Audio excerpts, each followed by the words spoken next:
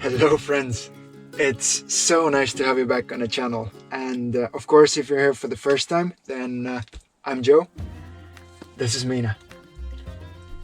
It's time for a new wrap-up video. We have officially passed the 3-month mark in Turkey. I can't believe it's over now. 90 days in Turkey. We sure have had fun. And in this video we are gonna tell you the story of our past month, and we are gonna do it with the focus of how we overcame us being merely tourists, because we came to this country just as tourists, but we're leaving as friends. So let's get started. If you've ever been on this channel, you guys know that we love Turkey. It's an amazing country, and it's also a huge country. And this month we have actually driven 4,500 kilometers. That's a lot. And all together in Turkey we have done more or less 10,000 kilometers in Turkey. But the fact that it's so big means it's also so diverse. And this month started for us in southeastern part of Turkey. It was most certainly a very different sight from what we were used to, because when we went there we had just left the southern coast and it was just desert over there.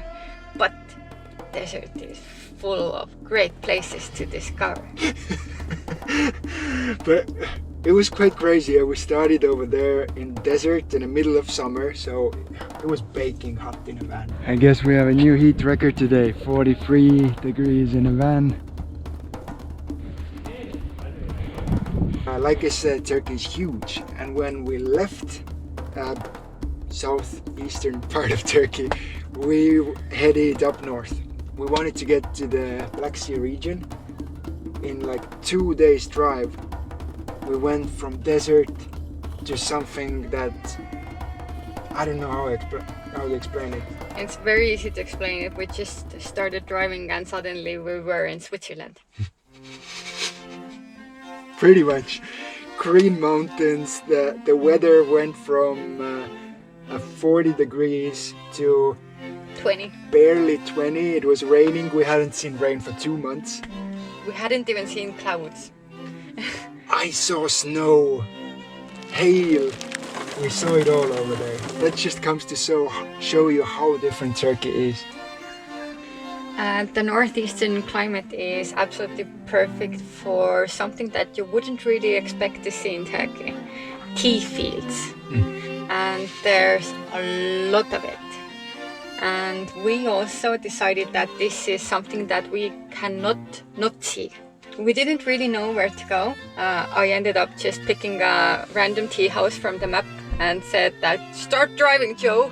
What we saw on the side of the roads, on the hillsides, were people already harvesting tea. Then we decided that no, we have to stop and ask if they would allow us to film. We just wanted to see how tea is harvested, but the people who were harvesting the tea, they were so lovely, so nice, and they asked us over at first to drink tea. Then they didn't want to let us go before having lunch. Then they didn't want to let us go before having dinner, and we ended up spending a whole day with them. The next morning, we even went to that tea house ourselves. The experience compared to what we had with the family, it was like night and day. It was cool to see those bushes, but it wasn't real. It was just No, fake.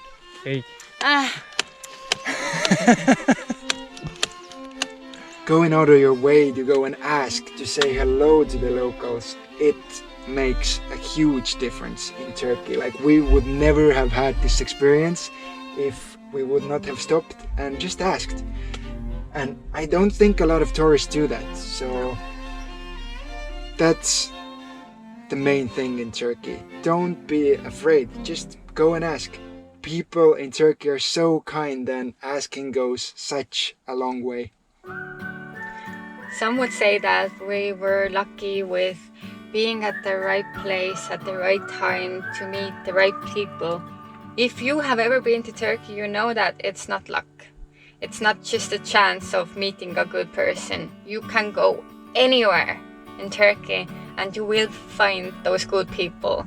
After we had seen the tea fields, we wanted to go to the highlands. We had never been to the highlands, and on our way there, we went to a small little village called Captain Pasha. Like many adventures here in Turkey, today's adventure also starts with tea. A local gentleman came and talked to us. He didn't really speak English, but with 3 months, we've had enough experience to have like the small conversations in Turkish, and that really helped us. We clicked straight away.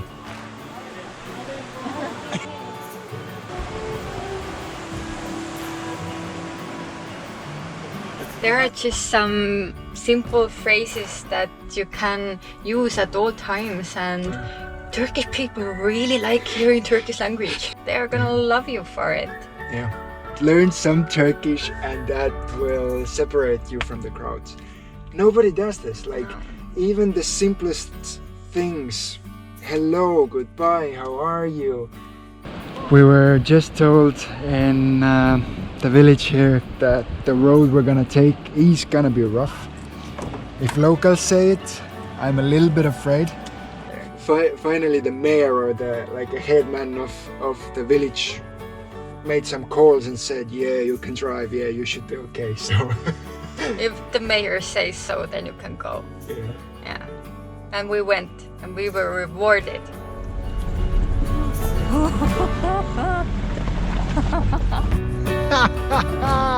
We are on cloud freaking 9.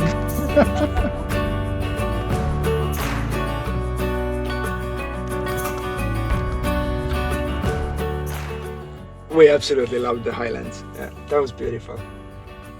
Like we said before, kindness is all over Turkey. And another thing that we do is whenever we park up for the night, then we try to say hello to people around us. Otherwise it's weird, like a van pulls up and in the middle of the night just park somewhere. But we try to say hello and introduce ourselves if we can. And similar thing happened, where was it? Near Drapson?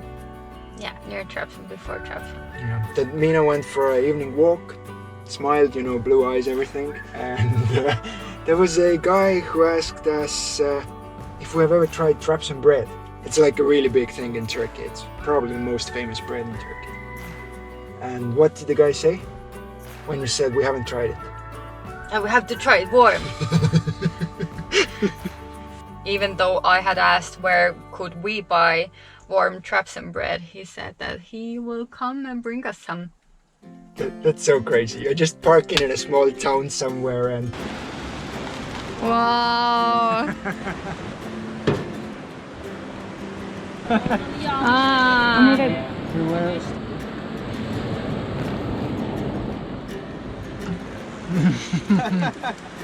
And just a day later, we were parking at another spot where fishermen were just doing their own things in the evening, and once again we decided we're gonna go and walk by, say hello. This happened. Where are we going to? Chai. Chai. Our friend who had invited us for tea just came back, I think, from home, and suddenly we have our little table full of food. Gel. Sizin için. Yok sizin. One of the fishermen was called Osman Abi. I know you don't understand when I'm speaking English now, but you are amazing. He's a hazelnut grower, and he even said that if we would stay for another week, then he would let us in his farm and we could pick as many hazelnuts as we could carry away. And who does that? And it's pretty cool. Like in northern Turkey, hazelnuts are everywhere in those mountains. Turkey is the biggest hazelnut grower in the world, and all those mountainsides are filled with them. But sadly, we were in a hurry. The story of where we went is not as a happy story as all the other ones that we've told so far. We did go to a beautiful place. We did meet a beautiful person who was not a Turkish person, but still an amazing person. And what happened was that in that area there was a beach that was so full of trash that we have never ever seen anything like that ever before. Well, there was only one thing to do, and we tried to clean that beach. We couldn't do the whole thing, but we did our part. We picked up over 50 bags of trash, and I think it's just a good example of following your own truth. Like me and Mina, we both try to take good care of the environment. We've done beach cleanups before. That really separates you from tourists as well, if you show that you care about that country. And honestly, for us, it's not even just Turkey. We try to think whenever we're traveling that it's still our home, it's our planet. And if one part of our home is trashed or just needs attention, then we can all help. It doesn't work like this, that one country cleans up beaches and another one doesn't. So wherever you are, follow your truth. If you care about the environment, do it the same in Turkey, in Morocco, in US. It doesn't matter where you are.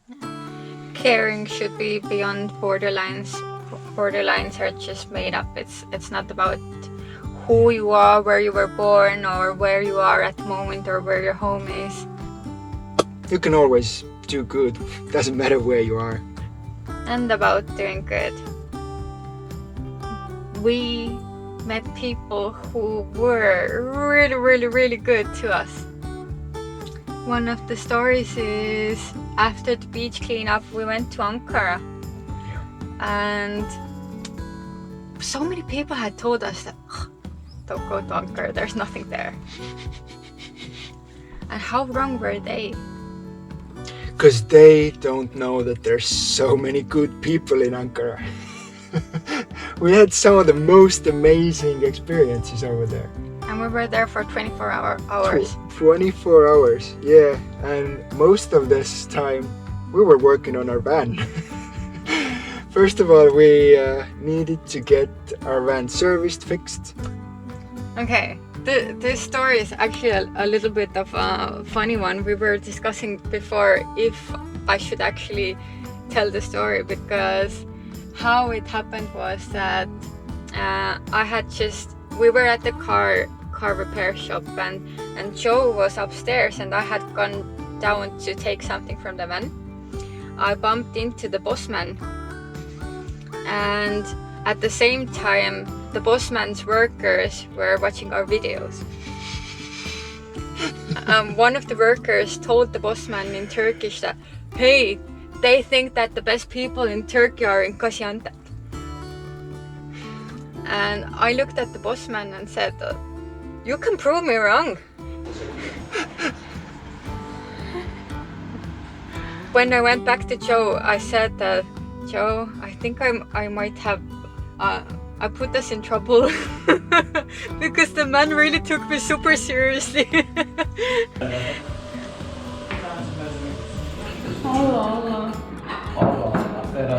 We ate, we told stories, coffee, tea, absolutely perfect service for the van. Our engine was so clean that I don't think it was even so clean after coming out of the factory where it was made. Ben teşekkür ederim. Görüşmek üzere. After we fixed the van, we realized that we need to do something with our solar panels.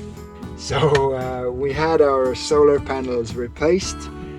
Again, they were taking so good care of us. They were doing overtime, like 5 o'clock their workday should have ended. They were there with us until 7, and the service was brilliant. But those two things were not the highlight of Ankara for us. What was the highlight of Ankara? The same guy who accompanied us. We miss you, Cumhur. We do miss you.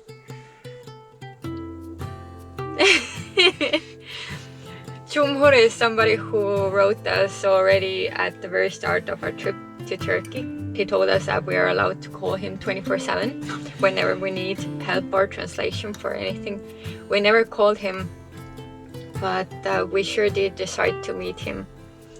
And although we only spent less than a day with Cumhur, his family, his sister, then we really do feel that the connection over there, it was just wonderful. We were also asked to a wedding of Cumhur's sister. Congratulations, now the wedding has already happened. We're so sad that we couldn't go, but we wish you all the best. I'm sure that you guys are gonna be so happy together. The reason why we left in a hurry and couldn't stay in Ankara for longer was that Estonians can be in Turkey only for 90 days. That meant that we had to make our way to Istanbul as soon as possible. And also there, Istanbul, it's the biggest city in Turkey, and you wouldn't really expect to find.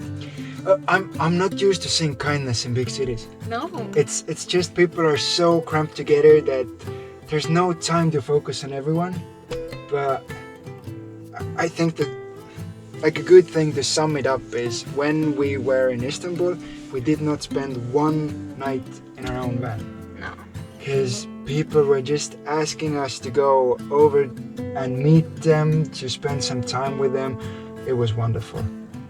Take Onur for example, like he is, hey Onur, he's such a brilliant man, and it was so good to have somebody in Istanbul when we went there, because it's a huge place and it would have been scary to just start discovering somewhere, but Onur welcomed us, showed us a little bit of town, showed us Turkish culture, and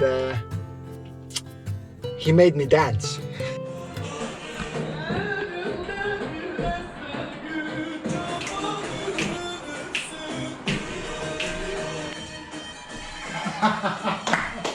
More.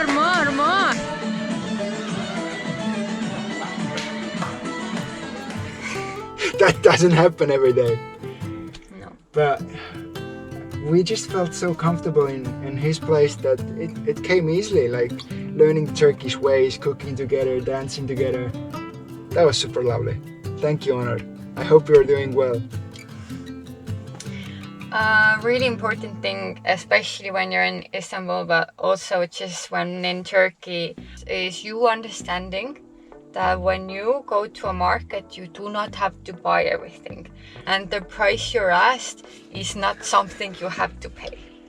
It's a lot about knowing Turkish ways in that sense. When we first came, we didn't know the ways, and we felt obligated to buy everything we tried.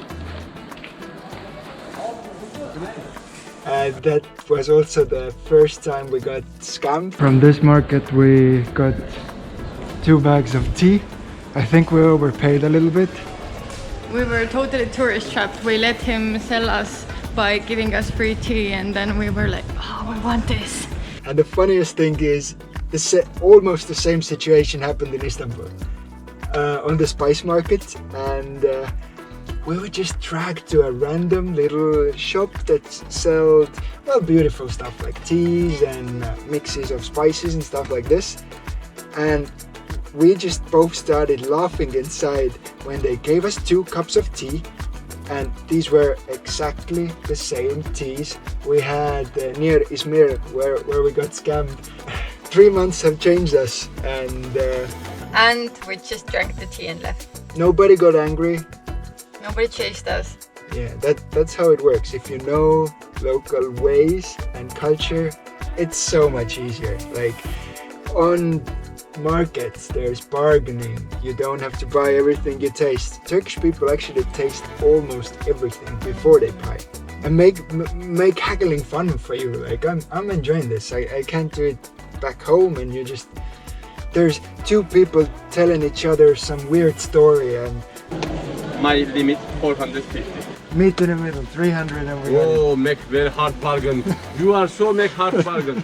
Whose story is stronger gets a better price. In Istanbul, we also were very happy to meet a girl named Metha. She she also had two friends with her, and we were invited over to spend the day with them. They had prepared a beautiful breakfast for us. And later that same day, we went to discover one of the islands around Istanbul. That was awesome. That was so awesome. That was really cool. And although we met quite a few people in Istanbul, there was more. We were really surprised, but we got quite a few invites, and we're really sad that we couldn't meet up with all of you. We really hope that soon enough, when we come back to Turkey, we have the chance to meet you. And of course, we want to give more time to Istanbul. Like, we were there, I don't know, 4 or 5 days, and that just was not enough. At least 2 weeks in Istanbul. Well, now we've been telling stories for a while. Stories how we felt that we're part of Turkish community, is the word? No? I don't know, I just feel part of the family, and I don't know whose family. It's just one big family for me. But to sum it up, or at least give you the tips that we have done and that have really worked for us, they would be, first off, don't be afraid, always ask. Be ready to approach people yourself. Like, step out there, put yourself out there, and Turkish people will welcome you. That's like 100% sure. If not more. Yeah. Secondly, try to learn a little bit of Turkish. First off, goodbye, hello, stuff like this. If you have the chance to stay in Turkey for a bit longer, you get to practice it a lot. Trust me. Thirdly, learn local ways. It will make your life so much easier. Like we said, on the markets, know that you can try, you can bargain. Be a part of their culture. Don't be an alien. Do you have a fourth one? I do have a last one. Be grateful. They will want to give you things, food, whatever they have, they're gonna want to give it to you. And really, really be grateful. If you have a chance, try at least to give back, to literally hand something over to them. They probably will not accept. I'm not joking. They probably will not accept. But them not accepting doesn't mean that you could not give it to someone else who is in need. That is true. Just keep the kindness rolling. Yeah, share the happiness. That is so true. If we really feel that all the good stuff that have been done to us in Turkey, we want to bring it with us to the rest of the world. Give back and help people whenever we can. Doesn't matter if it's my home country or Spain or Morocco, and no spoilers, right? We're soon gonna be there. But don't go anywhere, guys. I know this here sounded like emotional last video. We have left Turkey by now, but there is more Turkish videos coming. At least 2. Yeah, before we get to the horrific one where we had to leave.